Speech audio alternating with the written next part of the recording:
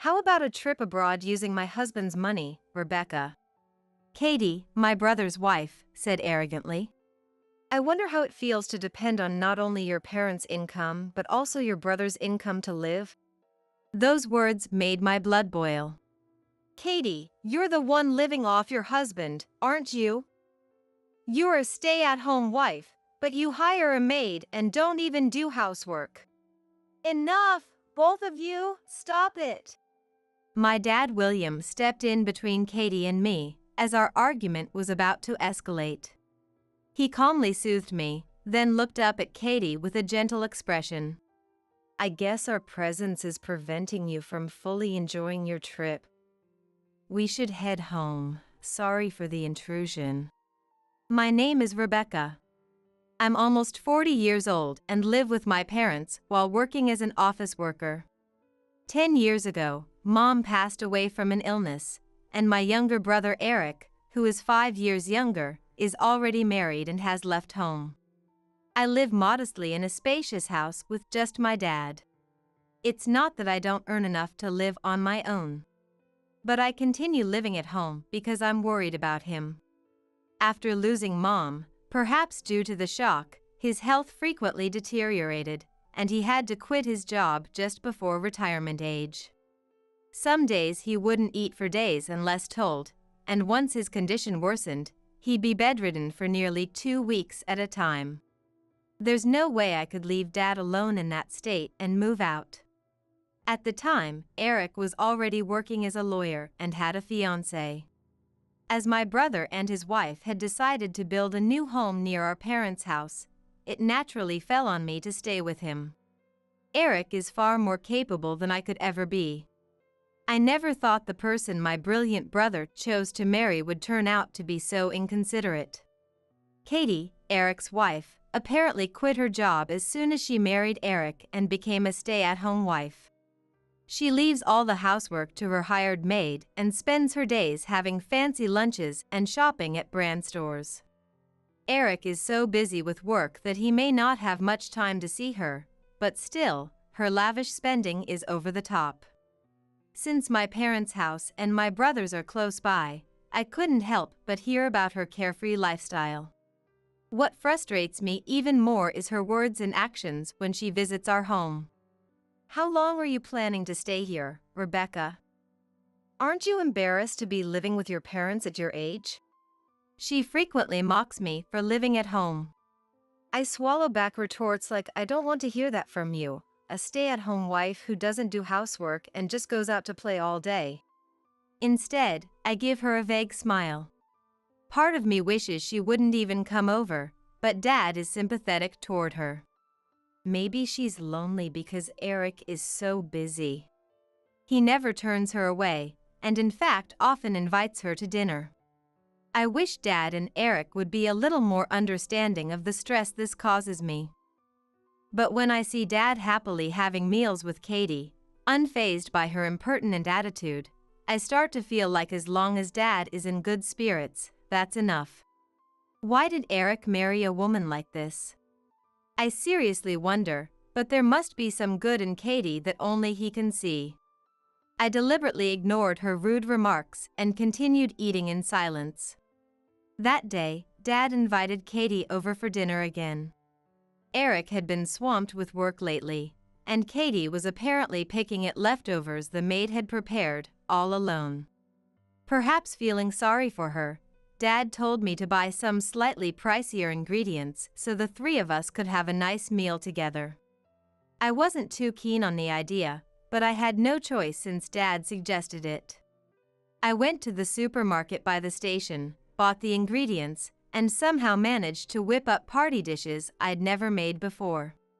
Even Dad, who had been eating less and less, was delighted by this. "I'm especially hungry today," he said with a laugh. Katie showed up long past the agreed time and plopped down on a chair at the dining table without so much as a proper greeting. In front of her were small plates of the food I had portioned out. "Now that the three of us are here, let's eat," Dad said cheerfully. But her face was gloomy. She poked at the food a little with her fork and let out a big sigh. You think I can eat something that looks so unappetizing? She glanced at the small plates of food and gave me a condescending look. I stared hard at her face, then gazed at Dad in shock. Dad also seemed surprised by her tone and stared at her with his mouth agape. It may not be as good as what the maid makes, but Rebecca cooked this from scratch. Could you please not say things like that? When Dad firmly objected, her face immediately turned sour. It's not like I said I wanted to eat together. I'm helping create memories for William, and you serve me something that looks so gross at first glance. Can't you even consider my feelings at all? What do you mean, creating memories for Dad? Katie swiftly picked up on my mutter. She smirked condescendingly at Dad and me, then said something outrageous. I mean, William doesn't have much longer to live, right? His son's wife is kindly keeping him company, so I should get a nice chunk of the inheritance. Both Dad and I were speechless at this. The air in the living room grew still. Could this really be the wife that brilliant Eric chose? Talking about inheritance before someone has even died is just wrong. Dad still has decades left to live. Before I knew it, I was shouting. Even Katie, who had been poking at the gratin with distaste, stopped when she saw me unleashing my anger. Don't talk about inheritance. Dad may be a stranger to you, but to me, he's precious family. Eric feels the same. He's our only living relative after losing Mom. As I leaned over the table, Dad gently pulled me back. I slowly sat back down, breathing heavily. My anger toward her was still swirling in my chest. Taking deep breaths to calm Dad, I felt my heightened emotions deflating. I'll pretend I didn't hear what you just said, he declared in an unreadable voice. Katie's mockery came flying right back. I'm just stating facts. I don't want the inheritance going to some middle-aged woman who still lives with her parents, dependent on their income. Her words were brazenly clear, and I no longer had the energy to be angry. What Dad tried to purposely forget and forgive, Katie boldly dredged back up, hurling comments that thoroughly looked down on us. This house is old, so I'll give it to you. Good for you, looks like you won't lose your place to live. Her laughter rang out. I wanted to give her a piece of my mind, but seeing Dad silently shaking his head, I swallowed my words. Dad is too lenient with Katie. No matter how busy Eric is with work or how lonely her marriage is, Dad shouldn't be so sympathetic to an adult who can't even tell right from wrong. After quietly observing my expression, Dad said softly, She's the one Eric chose, after all. He laughed sadly. His face looked like that of a father with a difficult daughter, but also like someone utterly exhausted with life. Seeing Dad's face rendered me speechless. I had things I wanted to say to both Dad and Katie, but more than anything, I wanted to know what Eric really thought. Was Eric aware of her behavior? If he knew and let it slide, then as his older sister, I needed to give him a stern talking to.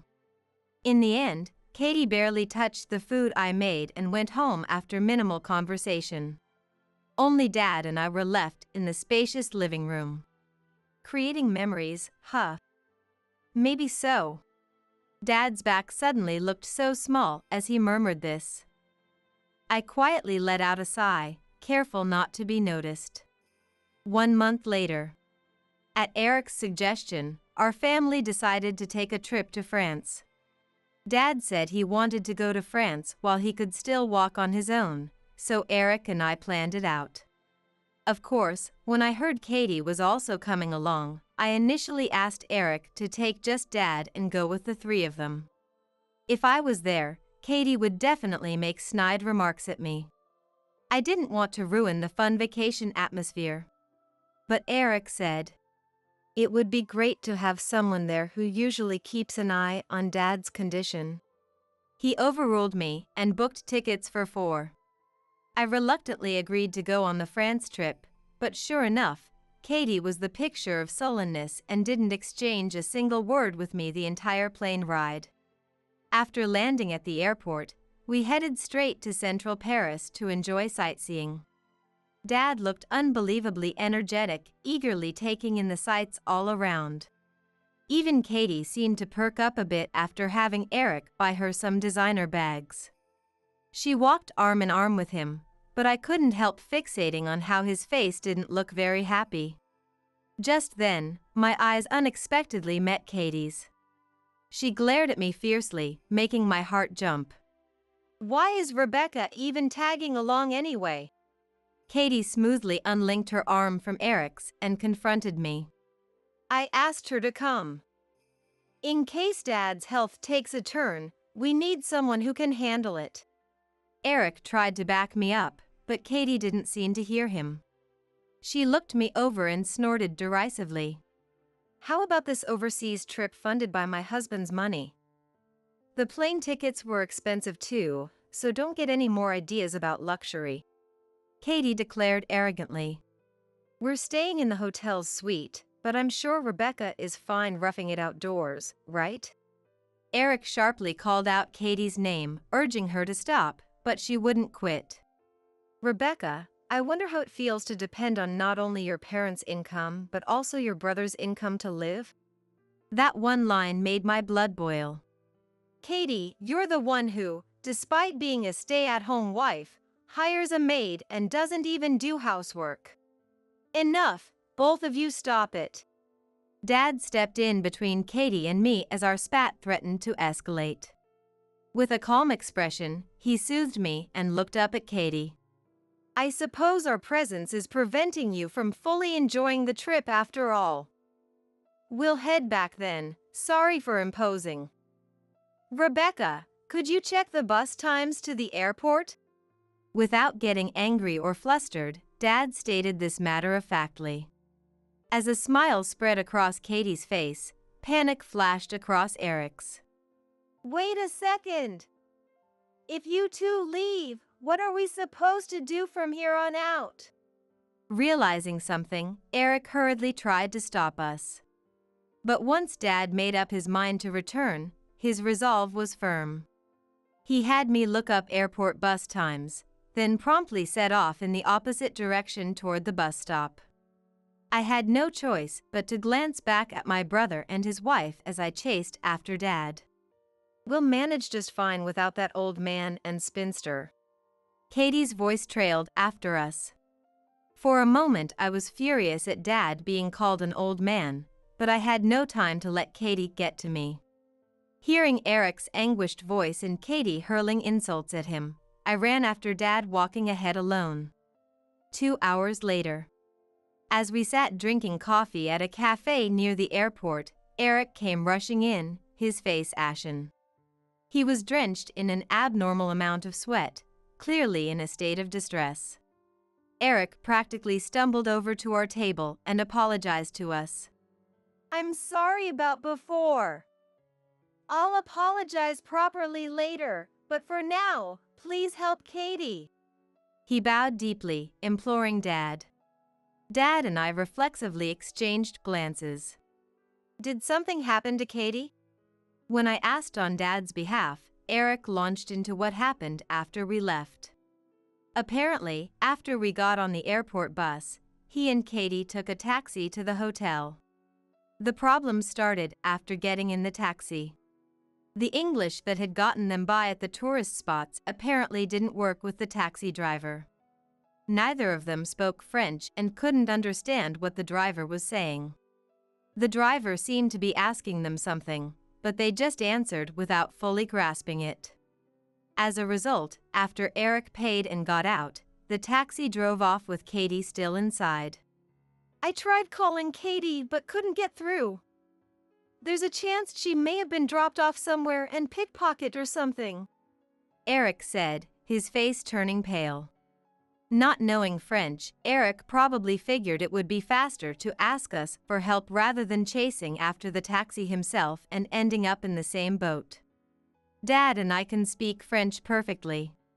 Katie seems to think Dad is just a helpless old man, but he used to be a French teacher. And I'm a current French teacher myself. This France trip was planned by Eric in hopes relive his younger days. That Dad could. In fact, upon arriving in France, Dad seemed to recall his study abroad days and was full of nostalgia and vigor. I also studied in France during college, so after parting ways with my brother and his wife, Dad and I had been leisurely reminiscing about our time abroad.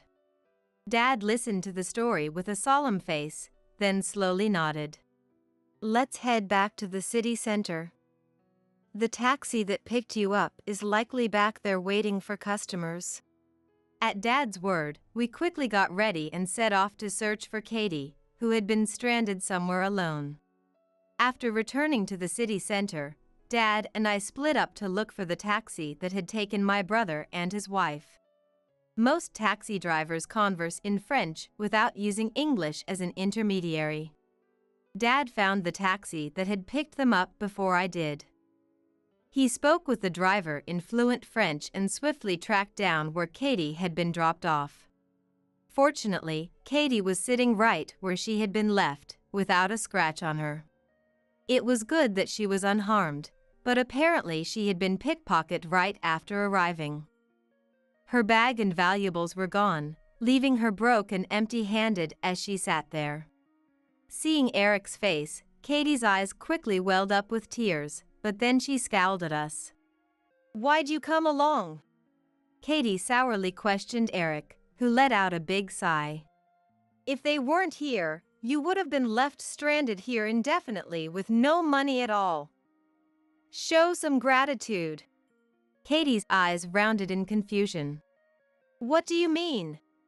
"Without them, we can't even travel properly. You and I both not speaking French is why this happened. But they're different. Father and daughter French teachers, probably better than me." Katie uneasily glanced our way. A mischievous thought came to me. "If we hadn't found you, you might have been sleeping on the streets here tonight." And I quietly told her. Katie bit her lip in frustration. "And the cost of this trip was split between me and Eric. How about it? An overseas vacation enjoyed with the money of the spinster living at home?"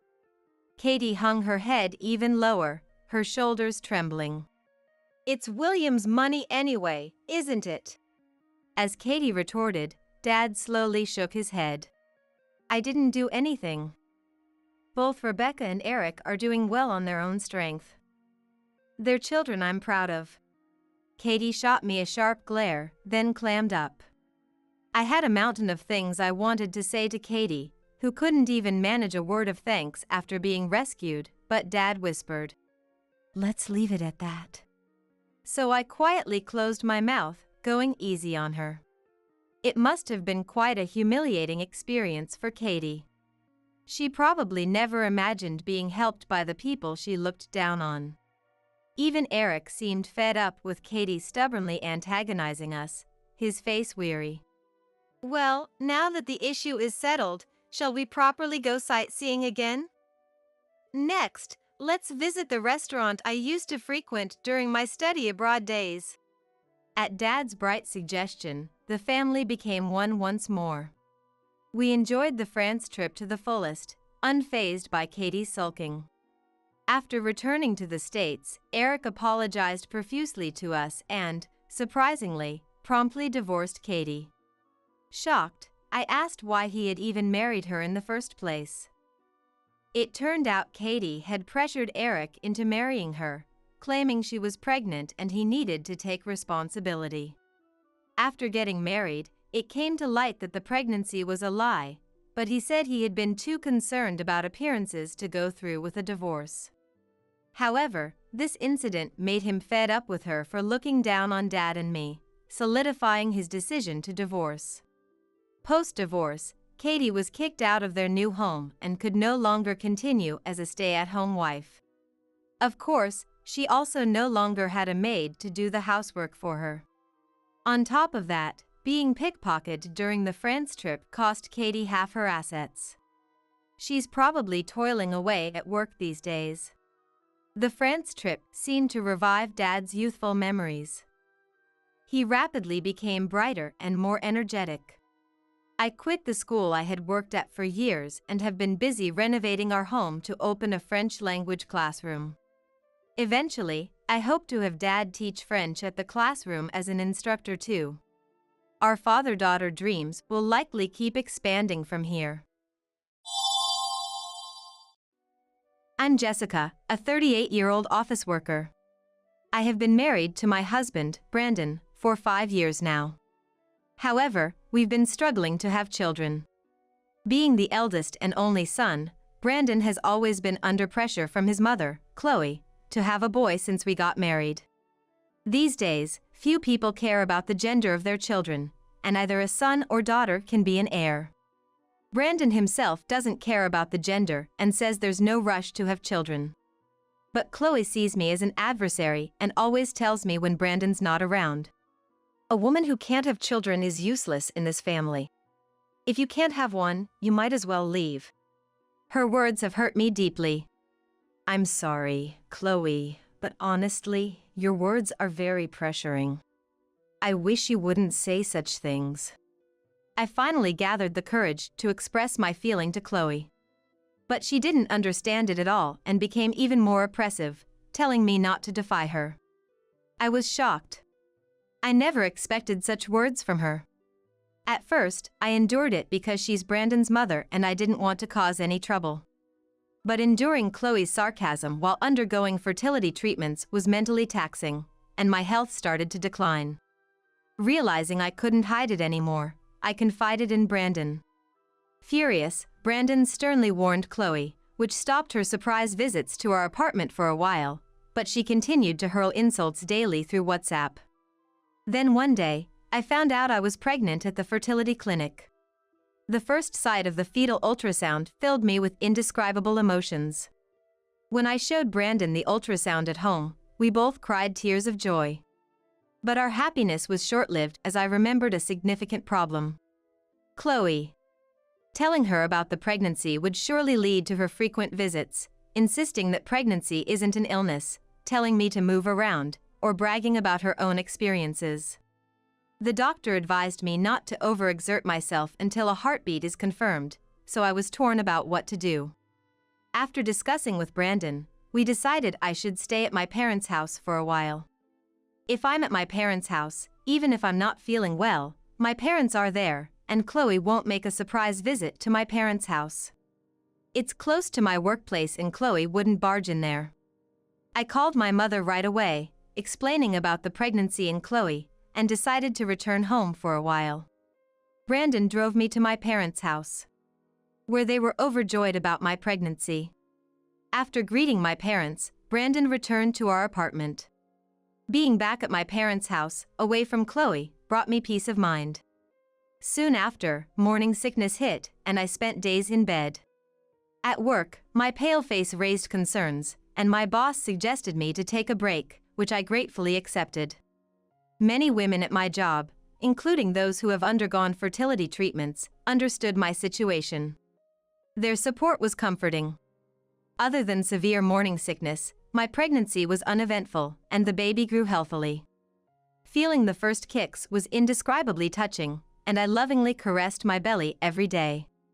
In fact, Brandon and I had already planned to move to a bigger house once we had a child. The reason is, our apartment was getting old, and while it's fine for just the two of us, it felt inconvenient for raising a child. We had set various criteria like proximity to stations, hospitals, and shopping facilities, and were searching accordingly. Then, Brandon suddenly sent me a photo. It was of a new high-rise condominium near the station. The area around the condo had everything needed for living, like commercial facilities and hospitals, and it was close to nurseries and schools, making it convenient for kids in the future. Completion is expected next month, and I casually entered a lottery for it. Surprisingly, we won. If you don't like it, we can just transfer it to someone else. Jessica, you can see it and decide. Hearing this, I immediately opened their website, was taken aback by the stylish design of the rooms, and exclaimed, "What?" the latest system kitchen, a bathroom with a sauna. Moreover, the unit we won was on the top floor of the 30-story building. The view from the window was amazing. I was a bit hesitant about the price, but Brandon works at a top-tier company, and with our salaries, we could afford it, so I decided to sign the contract for this condominium. Of course, I couldn't keep the purchase of a new high-rise condominium from my in-laws. I talked about it through Austin, my father-in-law. Austin said, "It's impressive that you young ones bought a condominium. If you need anything, I'm here to help." However, Chloe was not happy about this. When she found out we bought a high-rise condo, she was upset that we weren't living with her. Then, an incident happened. A week after moving in, Chloe suddenly visited. As usual, she went around the room complaining, but I entertained her with a smile. Then, suddenly, Chloe said she dropped her keys near the emergency stairs. "What? Why did you drop your keys by the emergency stairs? Don't tell me you climbed all the way up here?" I said, but apparently, she had dropped them while checking where the emergency stairs were, just in case. I went to the emergency stairs instead of Chloe to get the keys. At that moment, "I'm taking this house." I was suddenly pushed from behind, lost my balance, and fell down the stairs. "Ouch! Help, somebody!" Unable to stand due to pain and shock, I suddenly felt warm water flowing around my feet. Realizing I had probably broken my water, I thought about calling an ambulance, but since I had hit my head hard, I lost consciousness. When I woke up, I was in a hospital bed. Brandon was there, looking worriedly at me. "Jessica, are you okay?" Brandon asked, visibly shaken, as I woke up. "Where am I? What happened to me?" I was still confused from just waking up and had a fuzzy consciousness from the head injury. When I touched my stomach, I felt something was off. My stomach, which was big until recently, had shrunk. Realizing this, I felt the blood drain from my face. "Hey, why is my stomach like this? Where's my baby? Where did my baby go?" I asked Brandon. Then Brandon quietly began to speak. "The baby in your belly is..." The moment I heard those words, I couldn't stop my tears and began crying out loud in the hospital room. Someone on the same floor found me, noticing the emergency staircase door left open. When they went to close it, they found me collapsed and hurriedly called an ambulance.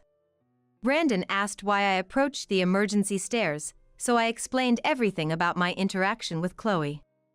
I was mentally harassed by Chloe when Brandon wasn't around before, which had once caused me to fall ill. Because of that, Brandon instructed me to always carry a voice recorder. Of course, I started recording the moment Chloe showed up unannounced. After listening to the voice recorder, it was clear that Chloe was the culprit. Brandon was furious to learn that his own mother had done such a thing. Then, a call came in on Brandon's mobile phone from a relative. On the call, Brandon heard a shocking fact. It seemed Chloe, thinking the baby had died, was telling relatives while crying. "Oh, my poor sweet grandchild has gone to heaven. It's so sad. It's because Jessica, even though she's pregnant, went out riding a bicycle." She was making up absurd stories. However, Austin, who was present, had heard nothing like that from either me or Brandon and was looking at Chloe in utter disbelief. It seemed impossible that Austin didn't know anything about it. And the idea of a woman in her 9th month of pregnancy riding a bicycle. That's why the relative called Brandon. It was unbelievable. Then Brandon, taking the voice recorder, said, "Jessica, let me borrow this for a bit. Can you leave the rest to me?" He then left the hospital room. As Brandon left, my parents arrived. After I explained everything, they were both shocked and angry. I decided to trust Brandon and wait in the hospital room for the outcome. Meanwhile, Brandon met with the relative who had called him. It turned out Chloe was gathering relatives at her house, explaining the incident. Of course, her words were nonsense, and she was just trying to make herself look innocent. Some relatives believed Chloe and wept, while others were skeptical and viewed her with suspicion. Suddenly, Brandon burst in, causing Chloe to look at him in surprise. Huh? Brandon, why are you here? You were supposed to be with Jessica. She needs you. It's so sad about the baby. I was looking forward to its birth. Chloe said, even feigning tears. At that moment, something snapped in Brandon. Enough, Mom. I know everything. You pushed Jessica down the emergency stairs, he said, pulling out the voice recorder in front of the relatives. Everyone was shocked to hear the conversation recorded so vividly. Who heard the voice could not hide their surprise. Is this true? Austin, whose face turned pale due to the shock, asked Chloe. No, that's not true. This is nonsense. I didn't go near the emergency stairs. Even after hearing the recording, Chloe insisted she hadn't done it. However, there was a security camera nearby, and its footage would surely show me and Chloe entering the emergency stairwell. When Brandon mentioned this, Chloe, who had been speaking fluently until then, turned pale and began to tremble. How awful! We're family, aren't we? How dare you shame your own mother like this? Chloe clung to Brandon, insisting she was innocent and that it was Jessica who had slipped on her own. Even if that were true, leaving someone who had fallen and not helping them is questionable. However, the relatives who had already heard the voice recording did not believe Chloe's story. Instead, they urged her to go to the police and turn herself in. It's not me. I'm not the bad one. You understand, don't you? You know I'm not the kind of person who would do this. Prove it in front of everyone. Chloe desperately appealed to Austin to affirm her innocence. But no one believed Chloe's story anymore. Soon, the police arrived, and from the audio and the subsequent security camera footage, it was clear that Chloe was the perpetrator. She was taken to the police station and arrested. The reason she did this was because the baby was a girl. Chloe had always been fixated on having a grandson, and when she found out the baby in the womb was a girl, she was disappointed. She thought that by pretending this baby never existed, she could try for a boy next time. When I heard this from the police, my head went blank with shock. Despite all that had happened, the baby grew healthily in an incubator and was discharged after 2 months. A few days after coming home from the hospital, Austin visited our apartment to apologize for the incident. He said that he and Chloe had divorced, that their house was sold, and he was going to move back to his family home. It was sad that the house where Brandon had grown up was gone, but since Austin wasn't to blame, we told him he was always welcome to visit. We regularly let Austin see his granddaughter after that. He adored his first grandchild and played with her with such kindness in his eyes. 3 years later, our second child, a boy, was born. Our daughter, now a big sister, couldn't wait to take care of her brother and was always by his side. Watching them was heartwarming, and every day was filled with happiness. But that happiness was disrupted by a visit from someone. The doorbell rang repeatedly, and when I checked the monitor, to my surprise, it was Chloe. I thought I would never see her again, and seeing her brought back memories of that day, making me feel nauseous. What do you want now? I have no intention of seeing you again. Please leave. I said, but Chloe wouldn't listen. Apparently, Chloe had fallen ill, struggling daily with her health and finding it difficult to go to the hospital without a car. She had divorced Austin, and their house was now just an empty lot. She had no one else to turn to for help. Shockingly, Chloe knew I had given birth to a boy. She had apparently seen us in town, noticing Brandon holding our son. To Chloe, it was the long-desired grandson. She was determined to live with us and make the boy fond of her. So you finally became a proper woman, giving birth to a boy. When you were pregnant with a girl, I was so disappointed in you. But now that you've had a boy, let's forget the past and live together, shall we? For a moment, I doubted my own ears. Live together after all that? Impossible. What are you talking about? After what you did, living together is impossible. Leave now, or I'll call the police. Unfortunately, Brandon was at work at this crucial time. In distress, I immediately called Austin. He was supposed to visit the apartment today to see his son and daughter. With trembling hands, I called Austin. It turned out he was already near the apartment, so he hurried over. When Austin arrived, Chloe exclaimed in surprise. We couldn't argue in the entrance of the apartment building, as it would disturb others. But I had no intention of letting Chloe, whom we had cut ties with, into our apartment again. I gave Chloe an ultimatum, telling her I would call the police if she really didn't leave. Realizing her wish wouldn't be fulfilled, Chloe started to create a scene at the entrance and began arguing with Austin. Troubled, I contacted Brandon at work. After hearing the situation, Brandon called the police, and they soon arrived at our apartment. The police, understanding the situation, took Chloe away in a police car. As the commotion was in a conspicuous place, several residents of the apartment witnessed it. I felt sorry for causing inconvenience to many people. Later, after Brandon returned home, we discussed the situation with Austin and decided to move. As long as we lived here, Chloe would surely come back. We couldn't risk something happening to the children next time. Besides, Austin, though he said he had gone back to his family home, was living alone since his parents had passed away. Our daughter liked Austin and had previously expressed a desire to live with him. Austin is a kind person, and leaving him alone at his age worried us. When we proposed living together, Austin was very happy, despite everything that had happened. Afterwards, we bought a used property in the next town. Though it was second-hand, the house itself was very nice, and the surrounding environment was good too. Living in a high-rise was nice, but raising children in a place surrounded by nature seemed better. Right after moving, my daughter and Austin went to a mountain to hunt for beetles.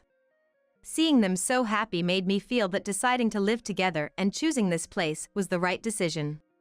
Once a month, we invite my parents over, and we all enjoy a home party, leading a happy life. Meanwhile, according to someone I was close with at the high-rise apartment, Chloe, undeterred, visited the high-rise again. But when told we had moved and she couldn't find out where, she left disappointed. If it weren't for what happened, Chloe might have been here, feeling the children's growth with us. Well, it's a natural consequence, but still. Later, I heard Chloe reluctantly returned to her hometown, rented a small apartment, and now lives a lonely life, working part-time in cleaning.